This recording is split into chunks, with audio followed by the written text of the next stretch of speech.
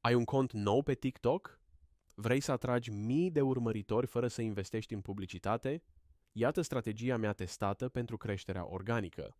Studiile arată că postările care folosesc trenduri actuale și hashtag-uri bine alese pot crește vizualizările cu 40-50%. Engagementul poate urca chiar cu 70% față de conținutul care nu este optimizat. TikTok prioritizează conținutul care atrage rapid atenția și generează interacțiuni.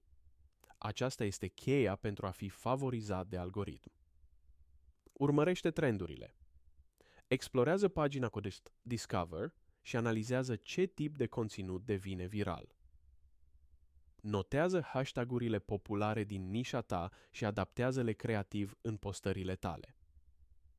Fii atent la formatele video care au succes, de la tranziții inovatoare la efecte vizuale unice.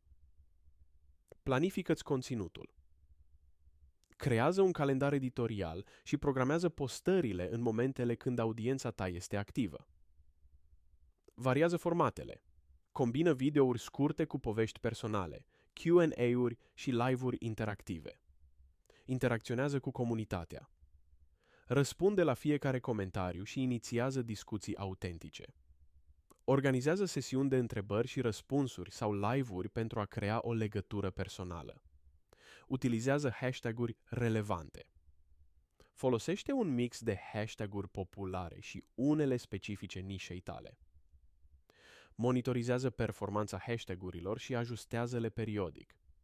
Analizează performanța. Folosește TikTok Analytics pentru a urmări vizualizările, like-urile și comentariile. Identifică ce tip de conținut generează cel mai mult engagement și adaptează-ți strategia. Fii autentic și consecvent. Publică regulat pentru a rămâne prezent în feed-ul urmăritorilor. Fii tu însuți. Originalitatea și autenticitatea sunt apreciate. Colaborează cu alți creatori. Găsește creatori din nișa ta și colaborează pentru a crea conținut comun. Colaborările pot aduce expunere reciprocă și pot stimula creșterea organică a audienței. Ce strategie organică folosești tu pentru a-ți crește audiența pe TikTok? Lasă-mi un comentariu cu experiențele și ideile tale.